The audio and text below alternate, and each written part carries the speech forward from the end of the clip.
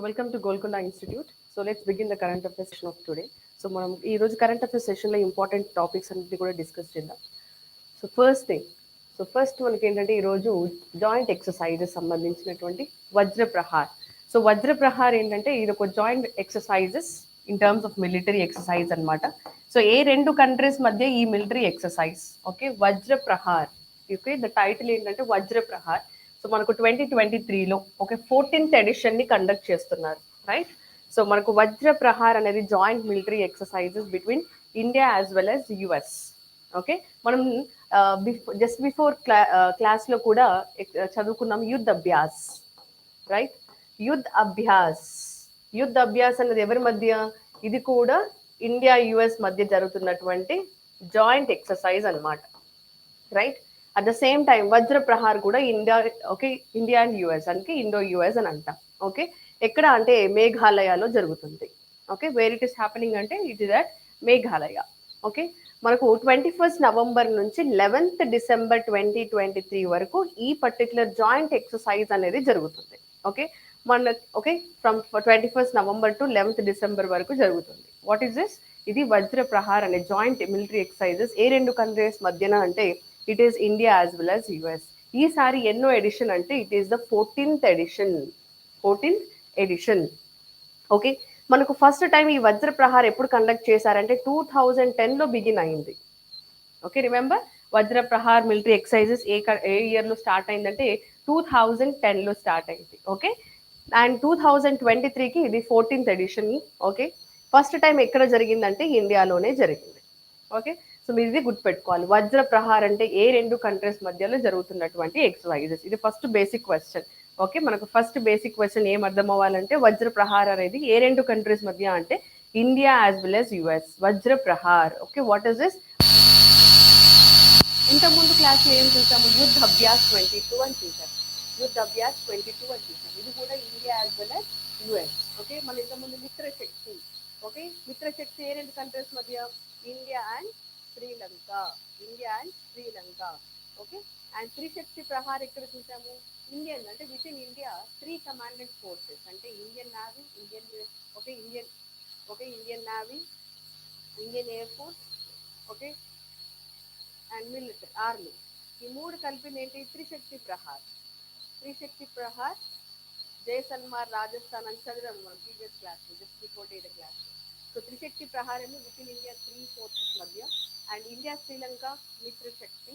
యుద్ధ Abhyas 2022 India US సంబంధించింది. వజ్ర Prahar India and US. Vajra Prahar ఎక్కడ అంటే మేఘాలయలో జరుగుతుంది. సో ఇది మనం ఈ 2 days నుంచి చూసినటువంటి ఒక 4 important joint exercises that you have to remember right. One is వజ్ర ప్రహార్. ఇదేంటంటే వజ్ర ప్రహార్. ఇదేం మర్చిపోకూడదు వజ్ర ప్రహార్.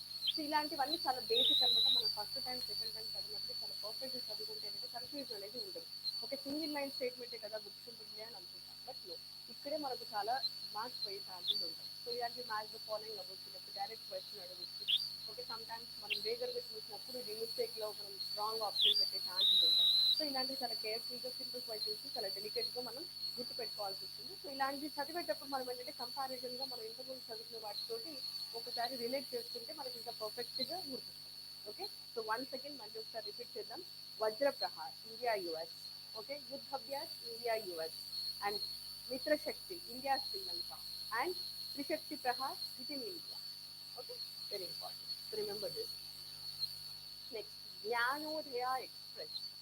ఓకే మన నెక్స్ట్ కరెంట్ అఫైర్ వచ్చేసి జ్ఞానోదయ ఎక్స్ప్రెస్. సో మనకు ఓకే మనకి ఇది న్యూస్లో ఉండడం జరిగింది జ్ఞానోదయ ఎక్స్ప్రెస్ సంబంధించి. అసలు ఇక్కడ మేము ఇది ఎందుకు చదువుతున్నాము అంటే ఇది మనకు జ్ఞానోదయ ఎక్స్ప్రెస్ దేనికి సంబంధించిందంటే అబౌట్ ద స్టూడెంట్స్ అన్నమాట. స్టూడెంట్స్ టూర్ నాలెడ్జ్ టూర్ అనమాట. ఇది స్టూడెంట్స్ నాలెడ్జ్ టూర్ అనమాట. మనం జనరల్గా స్కూల్స్లో ఎక్స్కర్షన్స్ అనేవి కండక్ట్ చేస్తూ ఉంటారు రైట్. ఇది న్యూ కల్చర్ ఏం కదా, already existed culture. During tenure of holidays టైంలో స్టూడెంట్స్ని టూర్ తీసుకెళ్ళడం. ఆ టూర్ తీసుకే పర్పస్ ఏంటి అంటే ఆ తీసుకెళ్ళిన ప్లేసెస్లోని ఇంపార్టెన్స్ ఏంటి, ఇండియా డైవర్సిటీ ఏంటి, okay the young minds, young empowering minds అందరినీ కూడా వాళ్ళని ఎంపవర్ చేయాలన్న ఉద్దేశంతో, ఇన్స్పైర్ చేయాలన్న ఉద్దేశంతో జనరల్గా స్కూల్స్ కాలేజెస్ ఇలాంటి ప్రోగ్రామ్ని కండక్ట్ చేస్తారు generally in schools during the holidays. So అలాగే జమ్మూ కాశ్మీర్ ఊటీలో కూడా ఈ పర్టికులర్ జ్ఞానోదయ ఎక్స్ప్రెస్ని రీసెంట్గా స్టార్ట్ చేయడం జరిగింది అనమాట. ఈ జ్ఞానోదయ ఎక్స్ప్రెస్ ఏంటంటే ఎడ్యుకేషనల్ ట్రిప్ అన్నమాట. ఓకే, దిస్ ఇస్ మనకు సపరేట్గా గర్ల్స్ని సపరేట్ బాయ్స్ని కండక్ట్ చేయడం జరిగింది. సో ఈ జ్ఞానోదయ ఎక్స్ప్రెస్ ఏంటంటే సెట్ ఆఫ్ స్టూడెంట్స్ని almost 700 girls were selected and from all the colleges and universities of Jammu and Kashmir UT నుంచి. సో అక్కడ నుంచి ద ట్రైన్ విల్ స్టార్ట్. చాలా డెస్టినేషన్స్ దగ్గరికి ఈ ట్రైన్ తీసుకెళ్తూ ఉంటుంది. So they will discuss everything, అంటే దాని వెళ్ళిన ప్లేసెస్ ఇంపార్టెన్స్ గురించి కానీ, ఆ హిస్టారికల్ సిగ్నిఫికెన్స్ గురించి కానీ, సో వాళ్ళు ఎలాగ ఇన్స్పైర్ అయ్యారని దాని గురించి. ఓకే, ఈ కంప్లీట్ జ్ఞానోదయ ఎక్స్ప్రెస్లో వాళ్ళని తీసుకెళ్లడం జరుగుతుంది, అంటే ట్రైన్లో తీసుకెళ్లడం జరుగుతుంది. నాలెడ్జ్ ఇన్ ద ట్రైన్ అనమాట. ఓకే, ఇది ఒక educational trip in the train. ఆ ట్రైన్ పేరు ఏంటంటే జ్ఞానోదయ ఎక్స్ప్రెస్. సో దాన్ని మనం ఏమంటున్నామంటే కాలేజ్ ఆన్ వీల్స్ అంటున్నాం. అంటే students are getting educated, students are learning, students are inspiring. Okay, students are gaining the knowledge. Okay, their minds are thinking now, right. వాళ్ళు వేరే వేరే ప్లేసెస్కి ఎక్స్పోజర్ అవ్వడం, అక్కడ ఉన్నటువంటి ఇంపార్టెన్స్ తెలుసుకోవడం, సో వాళ్ళు దాన్ని ఏ విధంగా అర్థం చేసుకోవడం, సో ఇవన్నీ ఆస్పెక్ట్స్ అన్ని కూడా వాళ్ళు కాలేజ్ ట్రైన్లో ఉండి అన్ని ప్లేసెస్కి తిరిగి తెలుసుకోవడం జరుగుతుంది. కాబట్టి ఈ ప్రోగ్రామ్ని కాలేజ్ ఆన్ వీల్స్ అని కూడా, కాలేజ్ ఆన్ వీల్స్. సో ఇది మనకి ఇంపార్టెంట్, ఎందుకంటే మనకు రీసెంట్గా వచ్చినటువంటి కొత్త ఎడ్యుకేషన్ పాలసీలో ఉంది కదా, లైక్ ఎడ్యుకేషన్ని ఎలా ఇంపార్ట్ చేయాలనే దిశగా ఫస్ట్ టైం మనకు 2020లో కొత్త ఎడ్యుకేషన్ పాలసీ రావడం జరిగింది. ఓకే, కొత్త ఎడ్యుకేషన్ పాలసీ రావాలి. సో ఇలాంటి ప్రోగ్రామ్స్ అన్నీ కూడా మన కొత్త ఎడ్యుకేషన్ పాలసీలో ఫ్రేమ్ చేసినటువంటి న్యూ ప్రిన్సిపల్స్కి అలైన్డ్గా ఈ particular concept of educating the young mind by the educational trip అనేది స్టార్ట్ చేశాం. సో అది Gyanodaya express. So first thing ఏం గుర్తుపెట్టుకోండి, జ్ఞానోదయ ఎక్స్ప్రెస్ దేనికి సంబంధించిందంటే అది ఎడ్యుకేషనల్ ట్రిప్ అనమాట. So 700 girls are taken in this Gyanodaya express. ఇది ఎక్కడి నుంచి స్టార్ట్ అయిందంటే జమ్మూ కాశ్మీర్ నుంచి. ఓకే, సో ఇది from Jammu Kashmir, from Katra railway station in Reasi district of Jammu and Kashmir UT అనమాట. Okay, so this is the college on wheels. So this is completely inspired from the Mahatma Gandhi. Okay, inspired from the Mahatma Gandhi. Yes sir, ఎందుకంటే మహాత్మా గాంధీని first time train నుంచి పంపించడం జరుగుతుంది. And that is how self respect movement was turn and finally how he fought for our independence అనేది మనకు కంప్లీట్గా అందరికి తెలుసు. సో సిమిలర్లీ ఇది కూడా అంతే. Okay, inspiration from Mahatma Gandhi, this college on the wheels was started అనమాట. ఓకే, ఎడ్యుకేషనల్ పిలిగ్రిమేజ్ అని కూడా అంటారు. దిస్ ఈజ్ అనే what, educational pilgrimage. Okay, so understood right. So Gyanodaya express అంటే దేనికి సంబంధించిందంటే it's an educational trip. Okay, starting from Jammu and Kashmir కంప్లీట్గా. Okay, మన కొత్త ఎడ్యుకేషన్ పాలసీలో ఫ్రేమ్ చేసినట్టుగా స్టూడెంట్స్ని ఎంపవర్ చేసే దిశగా ఈ పర్టికులర్ ప్రోగ్రామ్ని స్టార్ట్ చేయడం జరిగింది. That you remember. Next, space tech and aviation 2047 conference. అంటే 2047 కల్లా what we have to achieve అనే దానికి సంబంధించి ఒక కాన్ఫరెన్స్ అనమాట, స్పేస్ సైన్స్ అండ్ టెక్నాలజీకి సంబంధించి. మనకు 2 day international conference and exhibition on space technology and aviation. Especially దేనికి సంబంధించింది అని అంటే స్పేస్ టెక్నాలజీకి సంబంధించింది. స్పేస్ టెక్నాలజీ ఏవియేషన్కి సంబంధించింది అనమాట. మనకు ఆల్రెడీ తెలుసు India was, okay, India expanded in the space technology to a larger extent కదా. సో మనకు దీనికి సంబంధించి ఒక కాన్ఫరెన్స్ అనేది జరిగింది. Okay, so organised by AESI, that is aeronautical engineering sciences of India. ఎక్కడ జరిగిందంటే న్యూఢిల్లీలో జరగడం జరిగింది. ఓకే, దీనికి ప్రెసిడెంట్ ఆఫ్ ఇండియా ఈ ప్రోగ్రామ్కి అటెండ్ అవ్వడం జరిగింది. మనకు aeronautical engineering sciences of India అనేది ఎప్పుడు ఎస్టాబ్లిష్ చేయడం జరిగిందంటే 1948లో స్టార్ట్ చేశారు. ఓకే, చైర్మన్ ఎవరంటే doctor G Satish Reddy is the chairman for this aeronautical sciences. Okay, ఇది space tech and aviation international conference. ఈ 2 days ఈవెంట్ అనమాట. ఇది ఎక్కడ జరిగిందంటే న్యూఢిల్లీలో జరిగింది. Inaugurated by the president Draupadi Murmu and Satish Reddy was the chairman for this. Clear. ఇది స్పేస్ టెక్నాలజీకి సంబంధించినటువంటి 2 day conference. Next, women led startups data from Tracxn. So మనకు స్టార్ట్అప్స్ గురించి తెలుసు, right. India is on India is when India started with this manufacturing అంటే, okay, మనం ఎప్పుడైతే manufacturing సెక్టర్ని at the same time new ఇన్నోవేషన్స్ని డెవలప్ చేయాలని ఎప్పుడైతే అనుకున్నామో ఈ న్యూ స్టార్ట్అప్స్ రావడం జరిగింది. మనకు క్లియర్గా తెలుసు, according to the global innovation index ర్యాంకింగ్లో India position is 40th. India rank is 48. అంటే ఏంటి, కొత్తగా ఇన్నోవేషన్ ఐడియాస్ ఉన్న వాళ్ళందరినీ కూడా స్టార్టప్స్ తోటి ఎంకరేజ్ చేయాలి. యంగ్ మైండ్స్ని స్టార్టప్స్ తోటి ఎంకరేజ్ చేసి ఇండియాని కూడా ఓకే వరల్డ్లో లీడింగ్ కంట్రీగా ఇంప్రూవ్ చేయాలనే దిశగా స్టార్ట్ చేయడం జరిగింది. అంటే ఇన్నోవేటివ్ ఐడియాస్ డెవలప్ చేయడం, వాటిని కొత్తగా ఇన్నోవేటివ్ ఐడియాస్ తోటి యంగ్ మైండ్ స్టార్ట్ చేసినటువంటి స్మాల్ యూనిట్స్ ఏమంటామంటే స్టార్టప్స్ అంటామండి. సో ఆ స్టార్టప్స్ కి సంబంధించి ఈ పర్టికులర్ ట్రాక్సాన్ అనేది ఒక డేటా ఏమని ఇవ్వడం జరిగిందనంటే, ఓకే ఇండియాలో ఉమెన్ లెడ్ స్టార్టప్, అంటే ఉమెన్ లీడ్ చేసినటువంటి స్టార్టప్స్ ఏ స్టేట్ లో ఎక్కువగా ఉన్నాయన్న దాని గురించి ఒక రిపోర్ట్ ఇవ్వడం జరిగింది. ఓకే ఉమెన్ లెడ్ స్టార్టప్స్ అంటే ఉమెన్ లీడ్ చేసినటువంటి స్టార్టప్స్ ఏ స్టేట్ ఆఫ్ ఇండియాలో ఎక్కువగా ఉన్నారన్న దానికి సంబంధించి రీసెర్చ్ చేసినప్పుడు కొంత డేటా అనేది రావడం జరిగింది. సో అలా చూస్తున్నప్పుడు according to this data, Bengaluru, okay Bangalore was topped with 1783 women startups. అంటే Bangalore is the first place in India in terms of women startups. మనకి ఉమెన్ స్టార్టప్స్ కి సంబంధించి ఏ state of India is in the first place అంటే Bengaluru.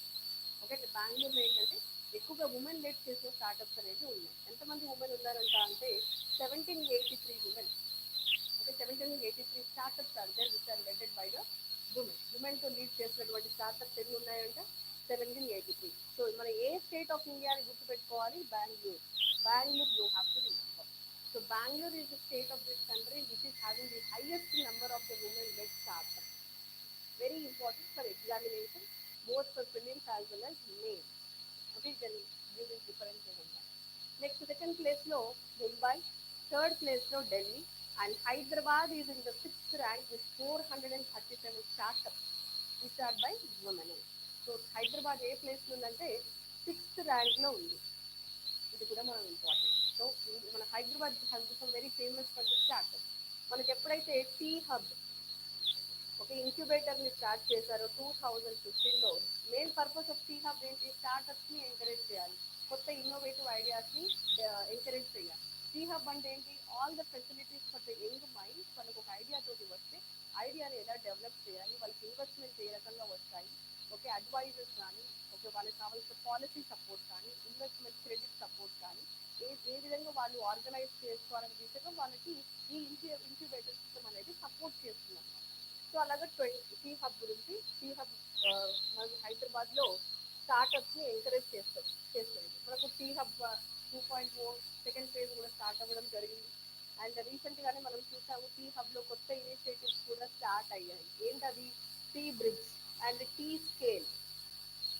Tea bridge, T scale అనే కొత్త 2 initiatives కూడా tea hub start చేయడం జరిగింది. టీ బ్రిడ్జ్ అంటే ఏంటి, మనకి ఇంటర్నేషనల్ మార్కెట్ యాక్సెస్ ని హైదరాబాద్ లో ఉన్నటువంటి స్టార్టప్స్ కి యాక్సెస్ ని ప్రొవైడ్ చేయడమే ఈ టీ బ్రిడ్జ్. బ్రిడ్జ్ అంటే అర్థమైంది కదా, రెండు పార్ట్స్ ని కనెక్ట్ చేయడం బ్రిడ్జ్. సో ఇక్కడ లోకల్ గా హైదరాబాద్ లో ఉన్నటువంటి స్టార్టప్స్ ని ఇంటర్నేషనల్ మార్కెట్ యాక్సెస్ ని కల్పించడానికి హెల్ప్ చేసేటువంటి ఒక బ్రిడ్జ్ ఏంటంటే టీ బ్రిడ్జ్. టీ స్కేల్ ఏంటంటే ఒక 25 స్టార్టప్స్ కి కంప్లీట్ ఒక 12 months గైడెన్స్ అనేది కంపెనీ ద్వారా ప్రొవైడ్ చేయడానికి మనం ఏమంటామంటే టీ స్కేల్, వాళ్ళ ఎన్హాన్స్మెంట్ చేస్తాం. సో ఇలాగా టీ స్కేల్, టీ బ్రిడ్జ్ ఈ రెండు కొత్త ఇనిషియేటివ్స్ ని రీసెంట్ November 16 స్టార్ట్ చేయడం జరిగింది. సో ఇలా గుర్తుపెట్టుకోండి. సో ఈ హైదరాబాద్ లో ఉమెన్ స్టార్టప్స్ ఎంతమంది ఉన్నారంటే 437 women startups are there in Hyderabad, which made Hyderabad to standard this place in this country. అంటే సిక్స్త్ ర్యాంక్ లో ఉంది Hyderabad. Okay Bengaluru is in the first place, second is the Mumbai, and third is the Delhi, and Hyderabad is in the sixth place. Okay మనం line గా ఒకసారి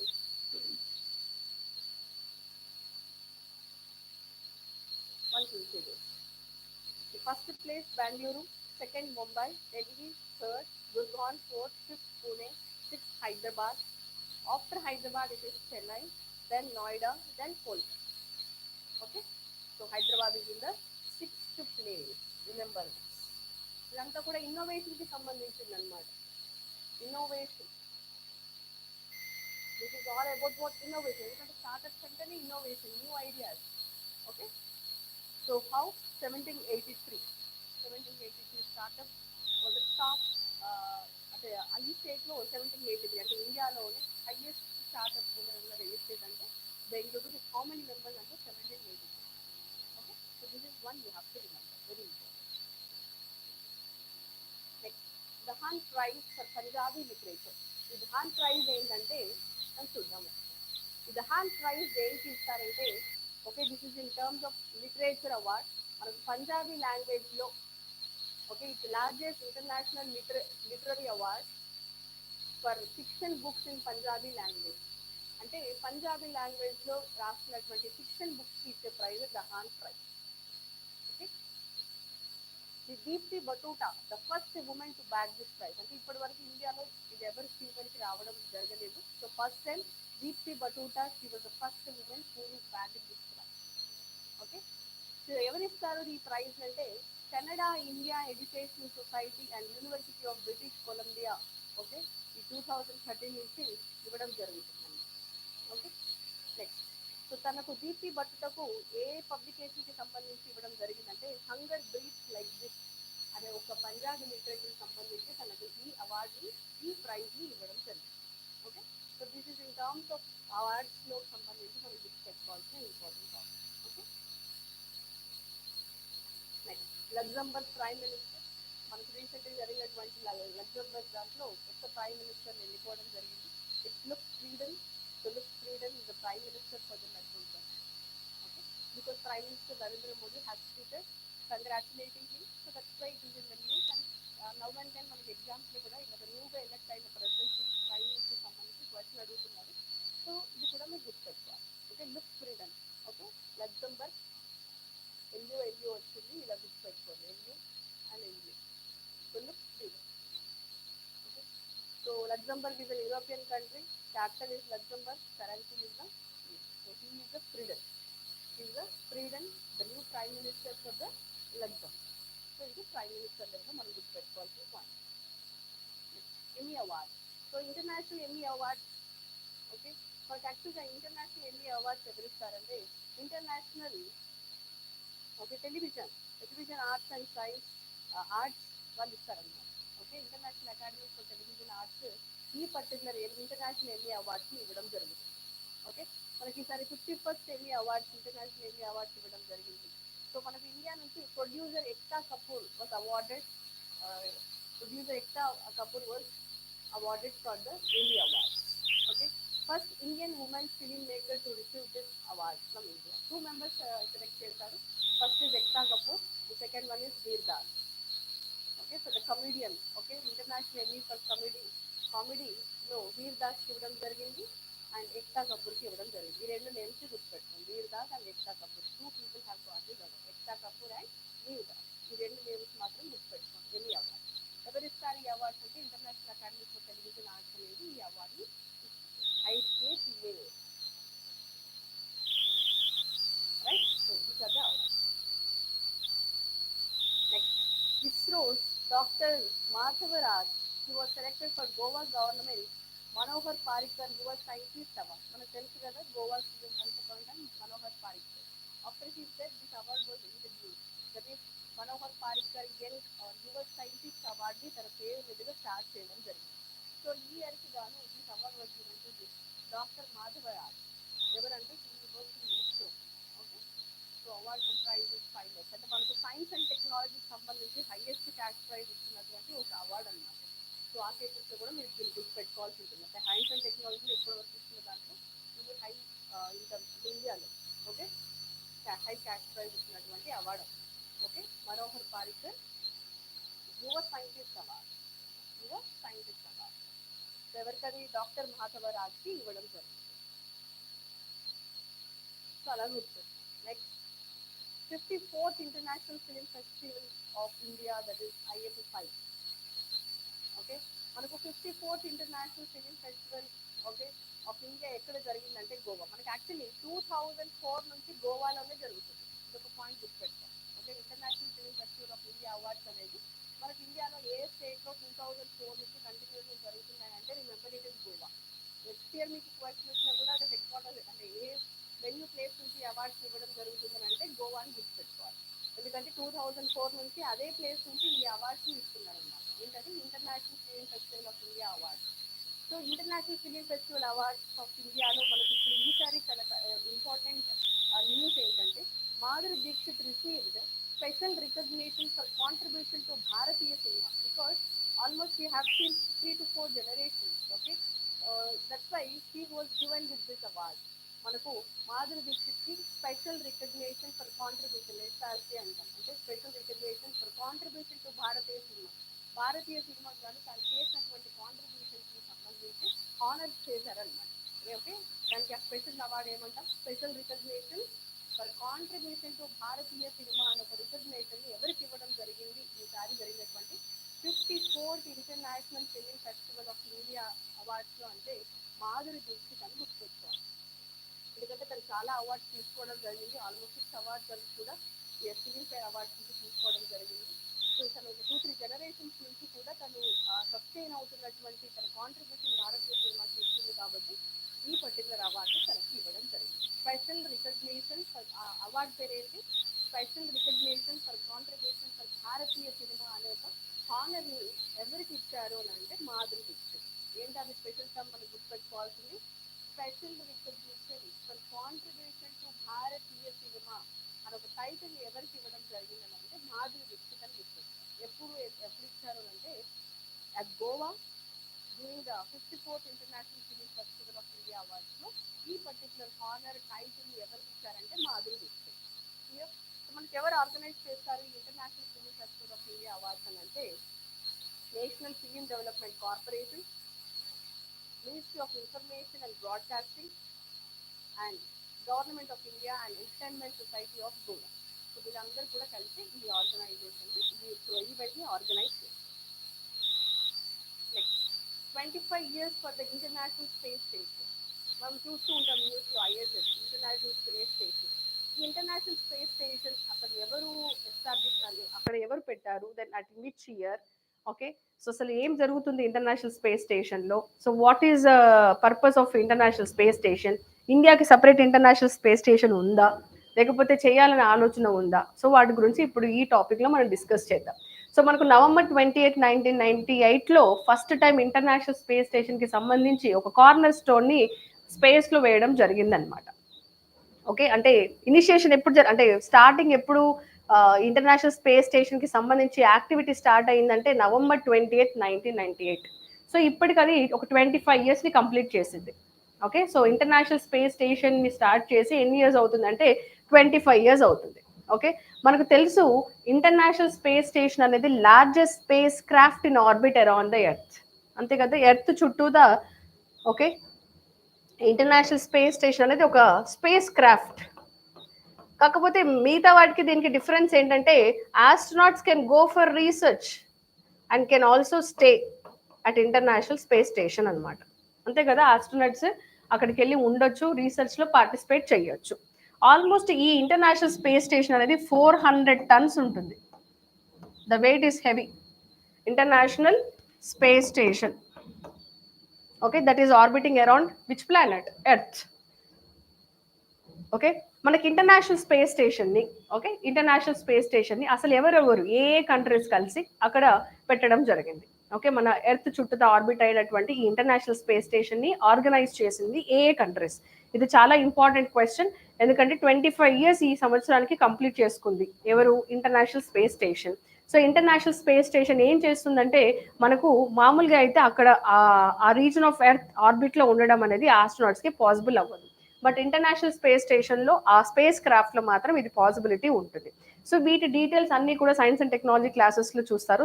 ఇప్పుడు మనం కేవలం what is the current news అనే దిశలో మాత్రమే మనం చదువుతాం. ఇంకా ఫర్దర్ డీటెయిల్స్ అన్నీ కూడా సైన్స్ అండ్ టెక్నాలజీ క్లాసెస్లో మీరు చదవచ్చు. సో మనకి ఇప్పుడు partner between European space agency, అంటే European space agency, NASA, as well as JAXA, Canadian space agency, and Roscosmos అంటే ఎవరు, Russia. So European space agency అంటే యూరోపియన్ కంట్రీ, నాసా అంటే యుఎస్, జెక్సా అంటే జపాన్, సిఎస్ఏ అంటే కెనడా, రాస్కోస్మాస్ అంటే Russia.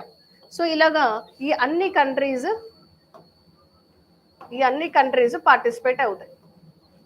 Okay, so ఈ అన్ని కంట్రీస్ అందరూ కలిసి, ఓకే, ఈ అన్ని కంట్రీస్ కలిసి ఈ ఇంటర్నేషనల్ స్పేస్ స్టేషన్ని ఎర్త్ చుట్టూతో ఏర్పాటు చేయడం జరిగింది. ఎర్త్ చుట్టూన ఈ స్పేస్ క్రాఫ్ట్ ని పెట్టడం జరిగింది. ఏ కంట్రీస్? మొత్తం ఎన్ని కంట్రీస్? 5 అన్నమాట. మీరు అట్లీస్ట్ ఈ 5 అని గుర్తు పెట్టుకుంటే ఆప్షన్ లో కొన్నిసార్లు గుర్తుకు లేకుండా గుర్తు వస్తుంది అనమాట. సో 5 ఏంటది? మీకు ఆబ్వియస్గా తెలుసు, యుఎస్ ఉంటుంది, రష్యా ఉంటుంది 100%. ఇంకా మీరు కన్ఫ్యూజ్ అయ్యేది ఏంటి? European country or European union, next Japan, Canada. So Canada అనేది మీరు గుర్తుపెట్టుకోవాలి. కెనడా, జపాన్ ని కన్ఫ్యూజ్ అయ్యే ఛాన్సెస్ ఉంటుంది. వెదర్ కెనడా కూడా ఉందా లేదా అనేది మీకు డౌట్ వస్తుంది. బట్ కెనడియన్ స్పేస్ ఏజెన్సీ కూడా ఐఏఎస్ఎస్ అంటే ఇంటర్నేషనల్ స్పేస్ క్రాఫ్ట్ ని ఎస్టాబ్లిష్ చేసే ప్రాసెస్ లో తను కూడా ఒక పార్ట్నర్ అనమాట. సో టోటల్ గా 5 కంట్రీస్ కలిసి ఇంటర్నేషనల్ స్పేస్ స్టేషన్ ని 1998 లో ఎర్త్ రౌండ్ ఆర్బిట్ లో దాన్ని పెట్టడం జరిగింది అనమాట. సో ఏ కంట్రీస్ అది? US, Russia, okay, European countries, Japan, Canada. So టోటల్గా 5. Okay, now India should now, మనకి ఇది ప్రైమ్ మినిస్టర్ స్టేట్మెంట్ అనమాట. ఓకే, మనకు even the ISRO chairpersons are planning to develop the international space station of India's also. అంటే యాక్చువల్గా ఇప్పుడున్నటువంటి international space station ఎంత అంటే almost it is 400 tons. But ISRO chairperson once also mention that around 20 tons తోటే international space station ని establish చేయాలి. So that scientist can stay there for 10 to 15 days, accommodate అయ్యే facilities ని కూడా ఏర్పాటు చేయాలని ఒకసారి మెన్షన్ చేయడం కూడా జరిగింది. Okay, now this statement is given by Narendra Modi, that is prime minister of India. ఏమని చెప్పారంటే India should now aim for setting up Bharatiya Antariksh station, that is Indian space station, by which year 2035. అంటే ఇండియా కూడా okay ఒక అంతరిక్ష station ని ఏర్పాటు చేయాలని the prime minister has given the statement. ఏ సంవత్సరం కల్లా మనం దీన్ని కంప్లీట్ చేసుకోవాలని తను చెప్పడం జరిగిందంటే 2035. ఓకే, ఇక్కడ మీరు 3 years గుర్తుపెట్టుకోండి. సి 20th November 1998 లో first time international space station దాని ఎస్టాబ్లిష్మెంట్ అనేది స్టార్ట్ అయ్యింది.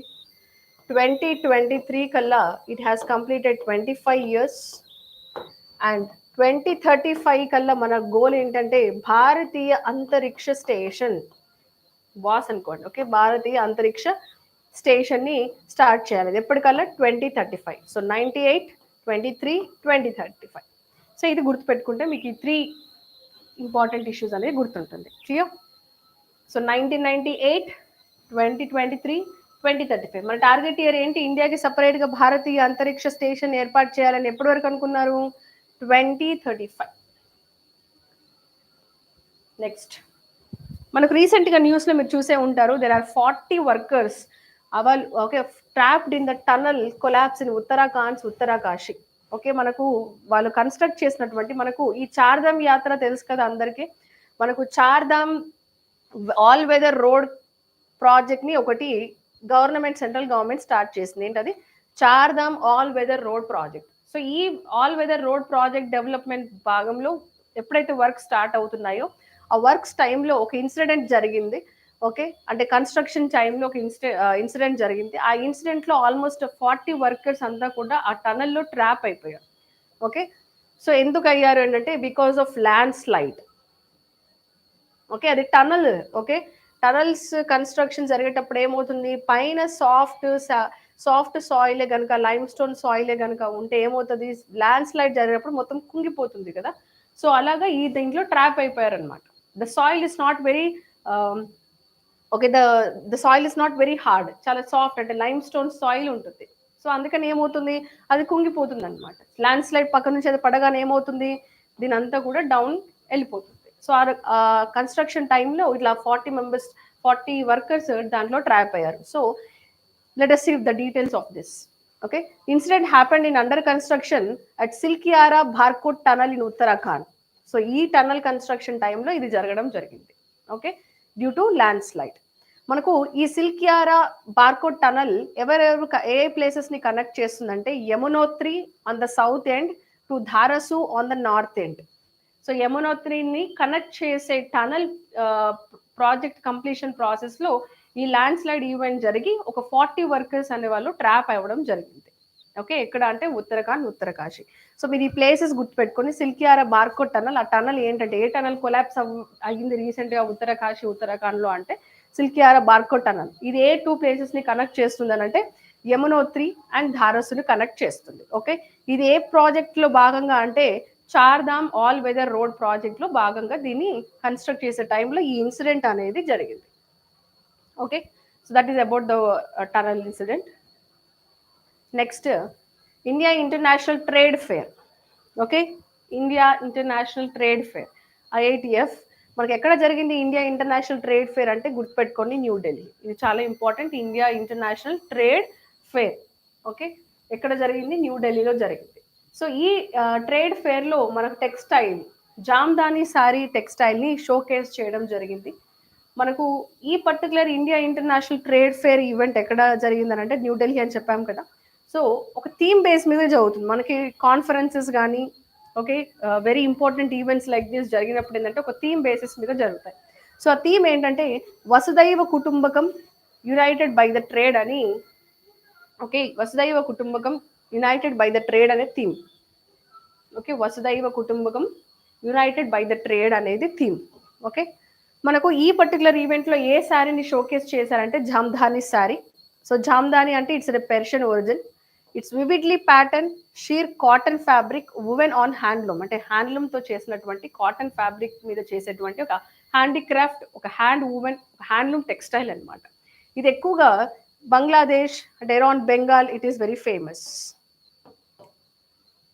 Okay, surrounding the Bangladesh, that is Bengal region, is very famous for this Jamdani fabrics.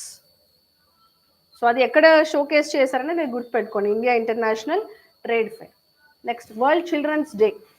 So world children's day ఎప్పుడు అంటే November 20th. So to promote the international togetherness and improving the children's welfare అనేది, welfare కోసం అనేది మనం world children's డేని celebrate చేస్తాం. So మనకు United Nations declaration of rights of child in 1959ని తీసుకురావడం జరిగింది. Declaration of rights of child in 1959 and convention on the rights of the child in 1989. ఇవి రెండు చాలా ఇంపార్టెంట్. So whoever writing the group mains వాళ్ళకి ఈ రెండు కన్వెన్షన్స్ చాలా ఇంపార్టెంట్. బికాస్ మనకు చైల్డ్ అనే టాపిక్, చిల్డ్రన్ అనే టాపిక్ అనేది మనకు సోషల్ ఎక్స్క్లూజన్లో ఉంది సెక్షన్లో. సో పేపర్ 3లో ఉంది. సో అక్కడ మనకు చాలా important. UN adopted declaration of the rights of child in which year? Declaration of rights of child adopted by the United Nations in which year అంటే 1959. And convention on the rights of child ఎప్పుడు చేశారంటే 1989. So ఈ convention, United Nations adoption, declaration of rights of child 1959, 1989, ఈ రెండు ఇయర్స్ని 100% గుర్తుపెట్టుకోండి. 1959, 1989 ఈ రెండు years అనేది మనకి ఇంపార్టెంట్ ఎగ్జామ్కి, అంటే for quoting the answer. Okay, next మనకి ఇయర్ థీమ్ ఏంటంటే వరల్డ్ చిల్డ్రన్స్ రైట్స్లో for every child every right. Every child has every right. So that is the theme on which this year World Children's Day was celebrated. Next, E prime layer. మనకి ఈ prime layer అంటే మనకు క్లియర్గా తెలుసు, earth crust. Okay, so let us take earth. మనం earth తీసుకుంటే we know that crust, mantle, core, right? Crust upper layer or lower layer? Crust, mantle and the core. Core lo kuda you will have outer core as well as inner core. This is the normal layers of the earth, right? So మనకు recent ఏమైందంటే outer most part of the earth core లో ఒక ఈ prime layer అనేది observance అయిందనమాట. Okay, this is inner core, this is outer core. So outer core lo there is a layer founded that is called as E prime layer. Okay, E prime layer has become the outermost layer of the earth core anamata. అసలు ఈ prime layer ఎట్లా form అయింది? మనకు already earth composition చూసుకుంటే మనకు ఉన్నది 3 layers, crust, mantle, core. కోర్లో 2 regions అనేవి సబ్ కాంపోనెంట్స్. కానీ ఈ ప్రైమ్ లేయర్ ఎలా వచ్చిందనంటే this is because of surface water penetrating అనమాట. మనకు జనరల్గా టెక్టోనిక్ ప్లేట్స్ ఉంటాయి కదా మనకి. కంప్లీట్ మనం if we will study in geography, మనకు earth is having so many plates, అంటే ఒక్కొక్క reason of the continent and country is having a surface plate. So మనకు ఈ సర్ఫేస్ ప్లేట్స్ వల్ల ఏమైపోయిందంటే కొన్ని టెక్టోనిక్ ప్లేట్స్ ఆ సర్ఫేస్ వాటర్ని ఎర్త్ కోర్లోకి పెనిట్రేట్ చేయడం జరిగింది. దానివల్ల ఏమైందంటే ఒక లేయర్ ఫామ్ అయిందనమాట కోర్, అవుటర్ కోర్ మీద. ఈ టెక్టోనిక్ ఫోర్సెస్ వల్ల, ఈ టెక్టోనిక్ ప్లేట్స్ వల్ల ఏమైందంటే వాటర్ పెనిట్రేట్ అయ్యి అవుటర్ కోర్ మీద ఒక లేయర్ ఫామ్ అయింది. ఆ లేయర్ని మనం ఏమంటామంటే ఈ ప్రైమ్ లేయర్. ఓకే, సో ఈ లేయర్ అంతా కూడా హైడ్రోజన్ రిచ్ అనేగా ఉంటుంది. హైడ్రోజన్ రిచ్ లేయర్ అనమాట. హైడ్రోజన్ రిచ్ లేయర్ అనమాట. ఓకే, ఎక్కడ అంటే అవుటర్ కోర్, ఆ లేయర్ని మనం ఏమంటాం ఈ prime layer. Next the very important, the next one is United Nations Environmental Program UNEP released emission gap report 2023. So మనం ఈ టాపిక్ గురించి చాలా ఇంపార్టెంట్. సో మనకి ఇది మెయిన్స్ పాయింట్ ఆఫ్ వ్యూ కూడా గ్రూప్ 1 వాళ్ళకి చాలా important topic, because climate change అనేది మనకు పేపర్ 4లో, ఓకే పేపర్ 4లో థర్డ్ సెక్షన్లో 5th చాప్టర్లో గ్లోబల్ ఇష్యూస్ అనే దానికి సంబంధించి ఒక టాపిక్ ఉంది, దాంట్లో ఇది వెరీ మచ్ ఇంపార్టెంట్. సో ఇప్పుడు చూద్దాం. సో ఎమిషన్ గ్యాప్ రిపోర్ట్, ఏ రిపోర్ట్ ఇది? ఫస్ట్ ఇక్కడ ఒక క్వశ్చన్ ఏమొస్తుందంటే, అసలు ఎమిషన్ గ్యాప్ రిపోర్ట్ని ఎవరు రిలీజ్ చేస్తారు?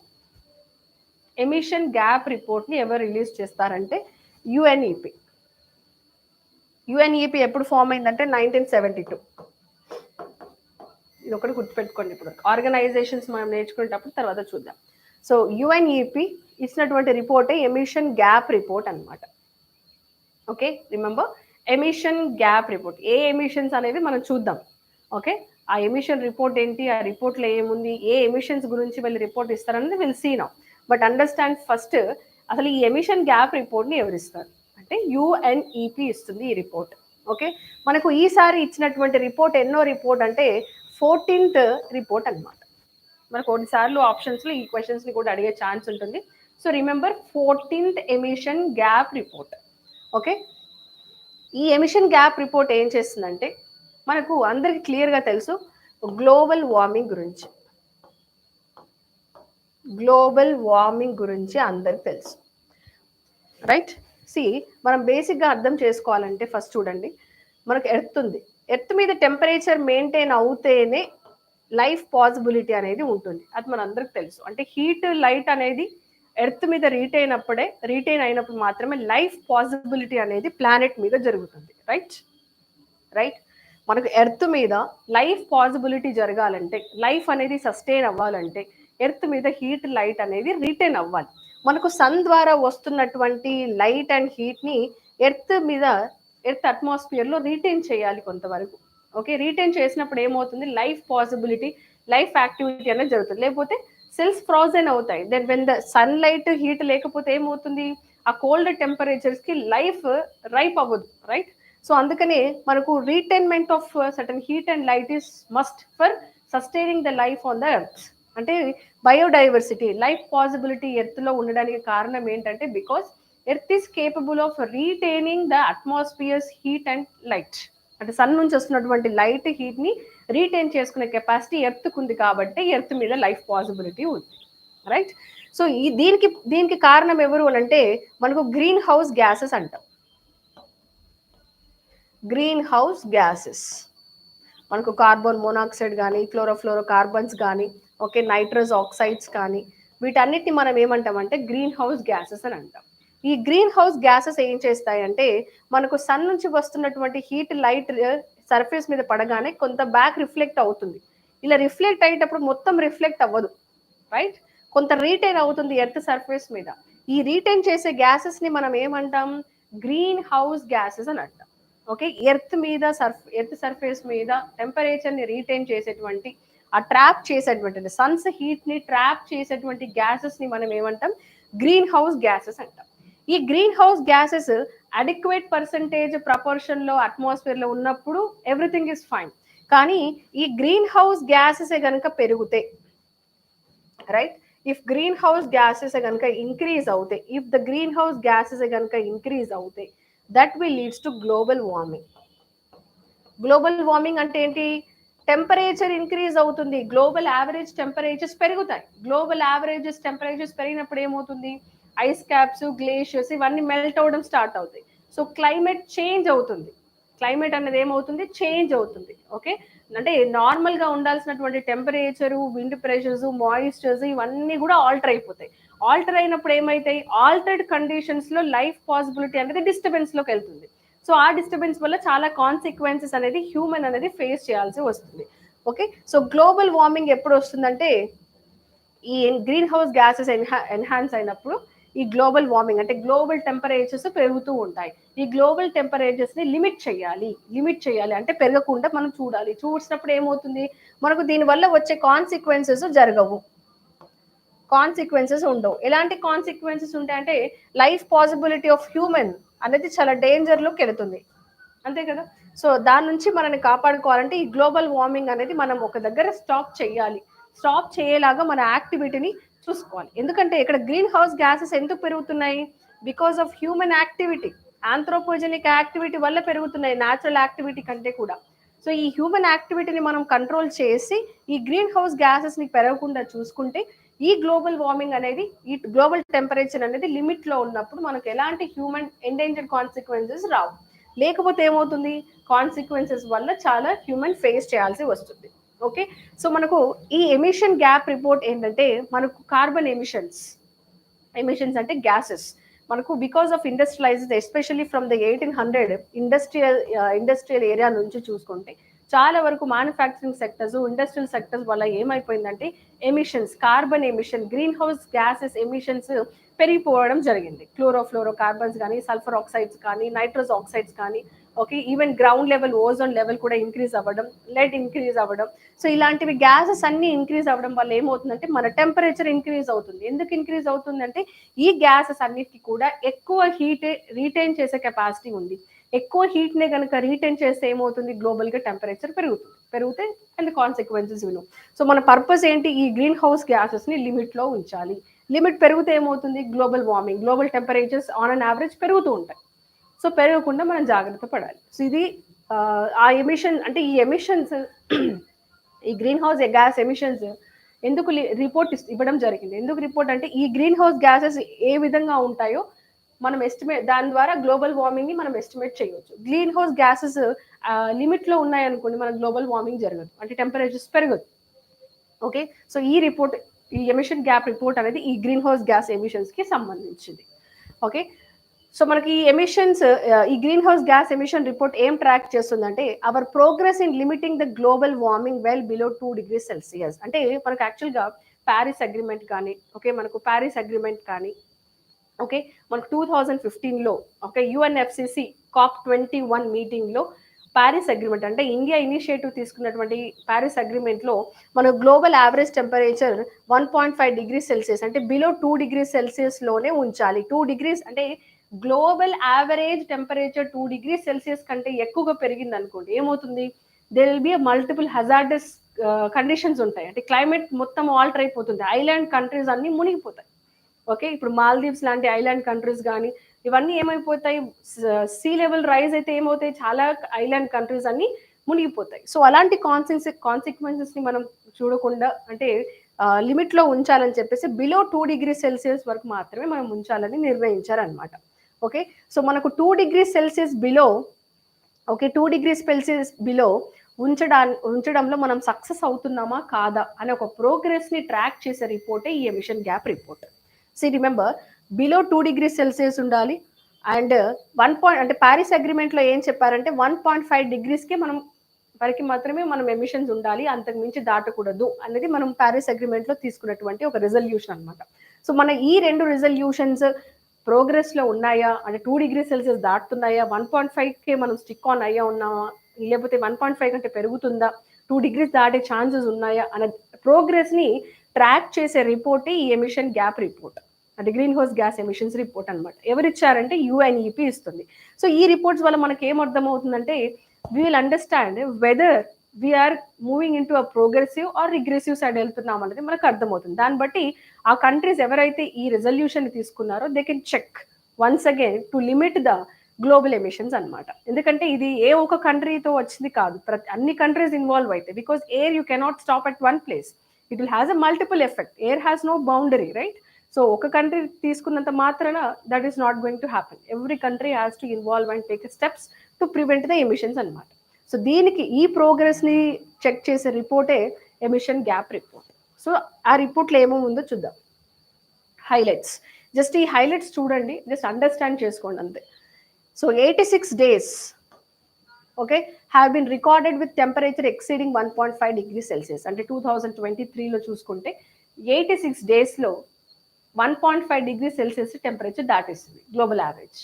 Okay, next, global green house gas emissions increased by 1.2% from 2021 to 2022 with fossil fuel combustion, అంటే పెట్రోల్ ఫ్యూయల్స్ ఇవన్నీ combustion and industrial process being main contributors.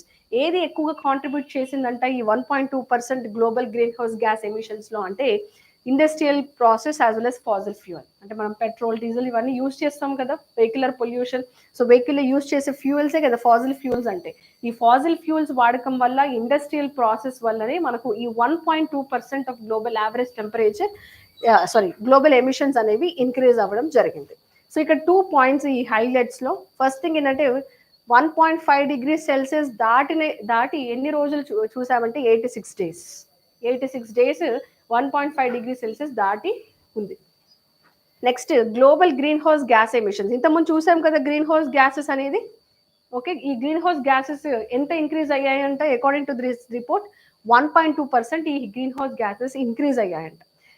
Time period ఏంటి, ఫ్రమ్ 21 టు 22 రిపోర్ట్ని కనుక వాళ్ళు తీసుకున్నప్పుడు 1.2% global green house gases increase అయ్యాయి, వాటి యొక్క ఎమిషన్స్ అనేవి ఇంక్రీజ్ అయ్యాయి. దానికి గల కారణం ఏంటంటే ఫాజిల్ ఫ్యూయల్స్, ఇండస్ట్రియల్ ప్రాసెస్ అనేది మెయిన్ కారణంగా వాళ్ళు చూపించడం జరిగింది. ఓకే, ఇది second point. Next, highly unequal distribution of current and historical emissions. ఈ అన్ఈక్వల్ అంటే ఈ ఎమిషన్స్ అసలు ఎవరు చేస్తున్నారు, ఇంత ఎమిషన్స్ రిచ్ పీపుల్ చేస్తున్నారా, మిడిల్ మెన్ చేస్తున్నారా, పూర్ పీపుల్ చేస్తున్నారా, అసలు ఎవరు ఇన్వాల్వ్ అయ్యారు అన్న దాని గురించి చూసుకుంటే చూద్దాం. Globally 10% of population with highest income accounted for 48% of emissions. అంటే మనకు గ్లోబల్గా, ఇది ఓన్లీ ఇండియా వైజ్ కాదు, గ్లోబల్లీ 10% ఆఫ్ పాపులేషన్ అంటే హైయెస్ట్ ఇన్కమ్ ఉన్నటువంటి 10% ఆఫ్ ద పీపుల్ ఎంత కాంట్రిబ్యూట్ చేస్తున్నారట అంటే 48% of global emissions. Okay, next, global warming is estimated to be limited to 3 degrees Celsius if current policies continue. ఇదే current policies continue అయితే 3 degrees Celsius వరకు వెళ్తుంది. Okay, next, India related. ఇప్పుడు మనం India related findings చూద్దాం. So green house gas emissions across G20, అంటే G20 కంట్రీస్కి చూసుకుంటే ఎంత పెరిగిందంట, G20 కంట్రీస్లో 1.2% పెరిగిందంట. ఓకే, ఎస్పెషల్గా it was with increases in China, India, Indonesia and US, but decreased in Brazil, European Union and Russia. Okay, ఎక్కడెక్కడ ఇంక్రీజ్డ్ ఉంది, China, India, Indonesia and US, but decreased in Brazil, European Union, రష్యాలో decrease అయింది. Okay, India to date has only contributed 5% of the warming. ఇది very important, remember. So global వార్మింగ్కి India ఎంత contribute చేసిందంటే according to global green house gas 14th emission report ప్రకారం అంటే 5% India contribute చేస్తుంది. India has 8% implementation gap between the current policies and NDC pledges. అంటే suppose మనం అన్నది ఏంటి, ఓకే, ఇంప్లిమెంటేషన్లో మనం చూపిస్తున్నది ఏంటి, ఆ రెండింటిని కంపేర్ చేసినప్పుడు ఇండియా ఎంత డిఫరెన్స్లో ఉందంట, 8% గ్యాప్, చాలా తక్కువ గ్యాపే, 8% గ్యాప్లోనే ఉన్నాం. అంటే ఏంటి, సపోజ్ మన national determined contributions, NDC pledges అంటే ఏంటి, nationally determined contributions. Nationally determined contributions అంటే మా నేషన్ సైడ్ నుంచి, మా కంట్రీ సైడ్ నుంచి మేము ఇది ప్లెడ్జ్ తీసుకుంటాం. లైక్ ఫర్ ఎగ్జాంపుల్ 2070 కల్లా ఇండియాలో 0 కార్బన్ ఉంటుంది అని చెప్పడం జరిగింది. అంటే ఇదేంటి, ఇది ఒక టార్గెట్, ఇది ఒక నేషనల్ డిటర్మైన్డ్ కాంట్రిబ్యూషన్. 2030 కల్లా ఓకే మోర్ దెన్ 40% వరకు రిన్యూవబుల్ ఎనర్జీ అన్నారు, ఇది ఒక టార్గెట్ అనమాట. సో మన పాలసీస్ దీనికి తగ్గట్టుగా ఉన్నాయా లేదా అంటే ఎస్ ఉన్నాయి. మన పాలసీస్కి మన ఇంప్లిమెంటేషన్కి ఎంత డిఫరెన్స్ ఉందంట అంటే కేవలం 8% ఇంప్లిమెంటేషన్ గ్యాప్ మాత్రమే ఉంది. So we are doing well with this according to this report. Next, so Oxfam, this is the next other one. So did you understand this UNEP report, emission gap report, UNEP emission gap report 2023 అనేది చాలా ఇంపార్టెంట్. So these are the findings, these are the important details. Next, Oxfam released a report titled Climate Equality, a planet for 99%. Climate equality అంటే ఏంటో చూద్దాం ఒకసారి. ఈ రిపోర్ట్ ఏంటంటే మెయిన్గా climate breakdown and extreme ఇన్ఈక్వాలిటీని ట్రాక్ చేస్తుంది అనమాట. ఓకే, ఆక్స్ఫామ్ ఇచ్చేటువంటి ఈ రిపోర్ట్లో climate breakdown, extreme inequality, ఈ రెండు టాపిక్స్, ఈ రెండు వాటి మీద ఎంఫసిస్ చేసి రిపోర్ట్ ఇస్తుంది. క్లైమేట్ బ్రేక్ డౌన్ అంటే మనకు నార్మల్గా ఉండాల్సినటువంటి జనరల్ కండిషన్స్ ఆఫ్ క్లైమేట్ అంటే ఏంటి, జనరల్ కండిషన్స్ ఆఫ్ ఇప్పుడు మనకు వెదర్ క్లైమేట్ అంటే తెలుసు కదా. వెదర్ అంటే ఏంటి, ఇప్పుడు ఓకే మన temperature, moisture, cloudy or wind, ఈ కండిషన్స్ అన్ని ఒక ప్లేస్లో ఒక పీరియడ్ ఆఫ్ టైంలో వచ్చే వాటిని వెదర్ అంటాం. ఓకే, ఈ టెంపరేచరు, ఈ క్లైమేట్ ఇవంతా కూడా లాంగర్ పీరియడ్ ఆఫ్ టైంని మనకు క్యాలిక్యులేట్ చేస్తే దాన్ని క్లైమేట్ అంటాం, అంతే కదా. సో ఈ క్లైమేట్ బ్రేక్ డౌన్ అంటే నార్మల్గా సపోజ్ మనం ఇప్పుడు వింటర్ సీజన్ అన్నాం అనుకోండి, మనకు వింటర్లో ఏముంటుంది, you have to feel cold right, temperatures తక్కువగా ఉంటాయి, అది నార్మల్, మన కండిషన్స్ అన్ని కరెక్ట్గా ఉంటే మనకు వింటర్ సీజన్ రాగానే we have to feel cool. అలా కాకుండా ఇఫ్ యూఆర్ ఫీలింగ్ వార్మ్, దాని అర్థం ఏంటి, క్లైమేట్ బ్రేక్ డౌన్ అయింది, క్లైమేట్ చేంజ్ అయింది. క్లైమేట్ చేంజ్ అంటే అర్థం ఏంటి, మనకు ఉండాల్సినటువంటి ఆ క్లైమేట్లో ఉండాల్సిన టెంపరేచర్స్, కండిషన్స్ అన్నీ కూడా ఆల్టర్ అయినప్పుడు క్లైమేట్ బ్రేక్ డౌన్ అని అంటాం, అంతే కదా, క్లైమేట్ బ్రేక్ డౌన్ అని అంటాం. సో ఇప్పుడు అన్టైమ్లీ రెయిన్ఫాల్ పడింది అనుకోండి, that is also a climate break down. Okay, and extreme inequality, ఆ ఎక్స్ట్రీమ్ ఇన్ఈక్వాలిటీ ఏంటో చూద్దాం మనం ఇప్పుడు. ఓకే, మనకు చూడండి, ఈ ఇన్ఈక్వాలిటీ అంతా కూడా హ్యూమన్ బేస్ చేసుకుని, అంటే రిచ్ పూర్ బేస్ చేసుకొని చెప్పినటువంటిది ఈ ఇన్ఈక్వాలిటీ. Let us see. మనకు ఇన్ 2019 సూపర్ రిచ్ అంటే 1%, super rich 1% were responsible for 16% of the global carbon emissions, equivalent to emission of poorest 66%. అంటే see here, rich as well as poor. 1% of the rich are contributing 16%, okay, which is equivalent to 66% of the emissions emitted by the poorest people. అంటే 66% of emissions poor చేసినటువంటి emissions 1% rich చేసినటువంటి same అనమాట. So that is called as extreme inequality in the climate. So extreme inequality in the climate, ఈ climate break down అనేది okay, ఈ climate break down అనేది ఈక్వల్గా అందరూ చేయట్లేదు. There is an inequality in the contribution of the emissions regarding the climate break down అని చెప్పడమే ఈ రిపోర్ట్ అనమాట.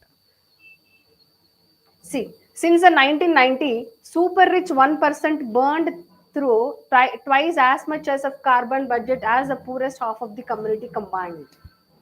Okay, half of the poorest అందరు కలిపిన బర్న్ చేయనటువంటి కార్బన్ని 1% రిచ్ బర్న్ చేశారంట 1990లో. అంటే ఈ ట్రెండ్ అనేది ఇప్పుడు కాదు, సిన్స్ 1970s, 1960s, 1800 కూడా ఇదే ట్రెండ్. అంటే extreme inequality in the climate break down అనేది చూడడం జరిగింది.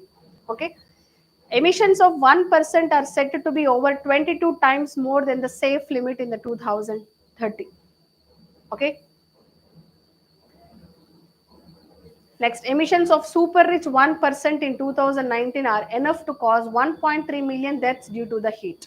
అంటే సూపర్ రిచ్ కాంట్రిబ్యూట్ చేసినటువంటి 1% అనేది ఆల్మోస్ట్ 1.3 మిలియన్ డెత్స్కి, అంటే బికాస్ ఆఫ్ హీట్, అంటే బికాస్ ఆఫ్ హీట్ చనిపోయిన వాళ్ళు ఉంటారు కదా, 1.3 మిలియన్ డెత్స్కి కారణం ఎవరు ఉంటే ఈ 1% రిచ్ ఎమిట్ చేసినటువంటి emissions. Okay, so these are the reports and findings of Oxfam. మనకు జనరల్గా ఈ లాస్ట్ 2 రిపోర్ట్స్ మనకు గ్రూప్ 1 ఎగ్జామ్కి యూజ్ అవుతాయి, so that you can clearly understand what is the inequality contribution, అంటే ఎక్స్ట్రీమ్ ఇన్ఈక్వాలిటీ ఎలా ఉంటుంది క్లైమేట్ బ్రేక్ డౌన్ అనే దాని గురించి మనం చూసాం ఈ టాపిక్లో. So these are the current affairs of today's session. Okay, hope you understood all the topics clearly. Okay, thank you.